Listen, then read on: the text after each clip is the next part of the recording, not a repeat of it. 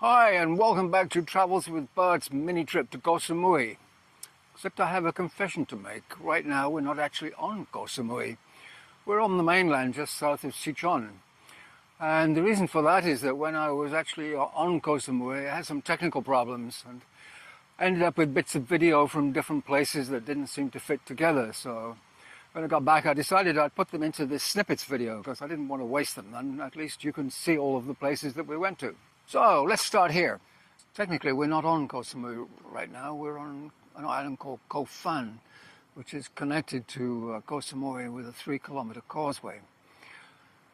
And on this island, the main feature is something called Wat Phra Yai, or Big Buddha Temple. In fact, it's generally known as Big Buddha Island. So I just wanted to keep you abreast of that. And it looks like there's going to be a lot of walking involved here because I can see the Big Buddha in the distance there. And no doubt there's steps. There's always steps. So we better have a wander down there and see what's what.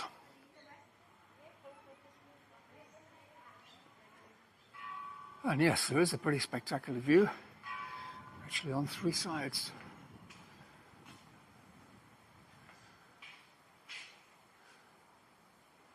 So that's side number 1. And this is side number 2. Rather too many trees on this side.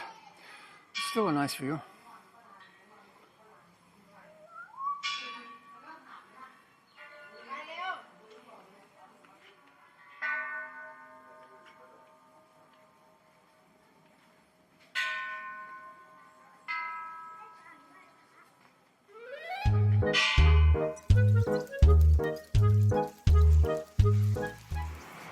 Well, this sounds interesting. Drip indeed. I'm feeling like a good drip.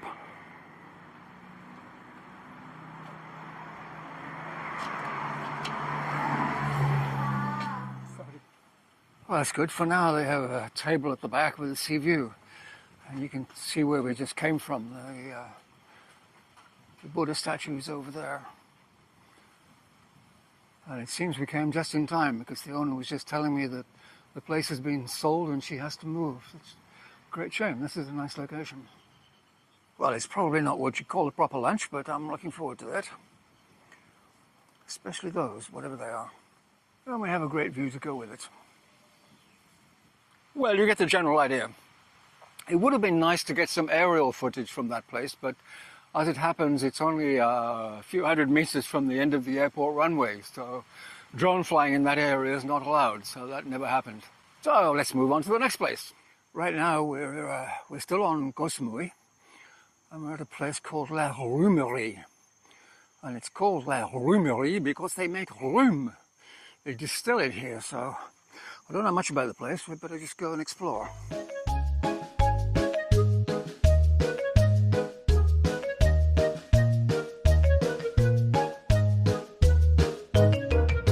Oh, so far so good.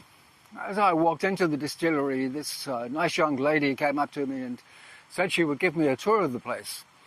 But unfortunately, I really couldn't understand her English accent. It turns out she was from Burma. And I think she spoke really good English, but not the English I could understand. Yeah, we are to distillery in Thailand. We are to distillery in Thailand. What is not in Thailand, what is here. Did you get that? No, me either. So anyway, we wandered off to the distillery. So from here, I'll try to tell you what I found out and how the rum is made. It all starts with molasses, which come from Kanchanaburi. They're hiding in this blue bucket. Then the yeast is added, plus water, and you end up with this disgusting mess. That's after 2 days, and then this disgusting mess is after 4 days. And all that ends up in the gas-fired still. And from there the vapors are collected and cooled, from which you get the rum. And in this place the rum is double distilled, so that clear liquid goes back into the still and is reheated. And from all of this they make about 90 litres a day. And I tell you, that stuff is so strong it'd probably set fire to your socks, which probably explains why I'm not wearing any. Well, that's probably all you ever wanted to know about rum, so after that I moved to... And what, you are wondering, does this place have to do with a rum distillery? Of course, the answer is absolutely nothing. except for the fact it's just down the road from the distillery. So I just jumped in boat and travelled a hop, skip and a jump out towards the sea. And I have to say, this is probably one of the most peaceful parts of the island I've seen today. And it's called Wat Phra Chedi Laem, this place being Laem or Peninsula. And unfortunately there's no entry signs. I've no idea what's inside, and we're apparently not going to find out because they won't let us go in. There are one or two tourists here who seem to pop in for about 2 minutes, look at the Chedi and then disappear.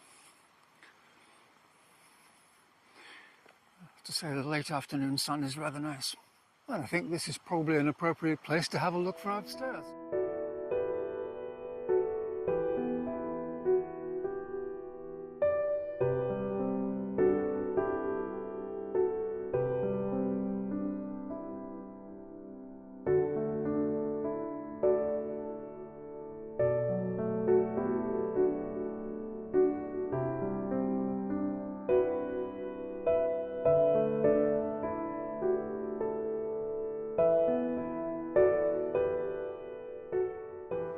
So there you have it, a quick trip to Koh Samui.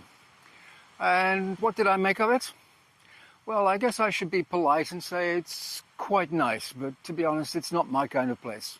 In my opinion, the place is seriously overcrowded, to the point where at times I had to wonder if there were actually any Thai people on the island.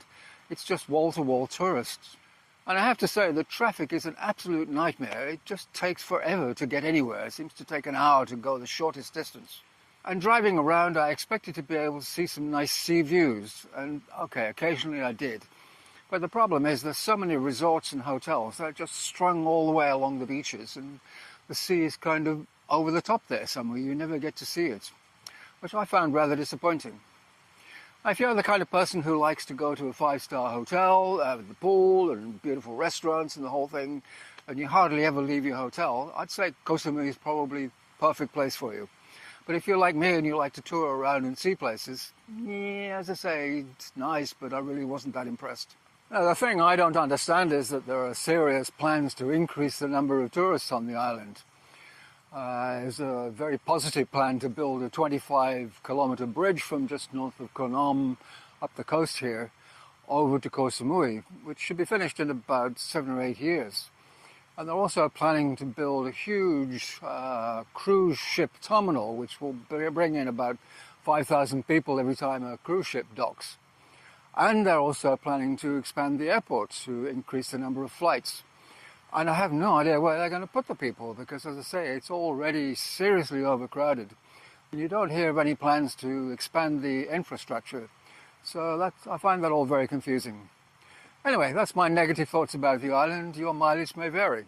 And I'm not sure where we're going to go next, because as you can see, we now have some beautiful weather, and it's supposed to stay like this for the next week to 10 days. So tomorrow I have some serious planning to do, and we'll get out and make as many videos as possible. But until then, it's goodbye from Bart, and it's goodbye from me. Goodbye!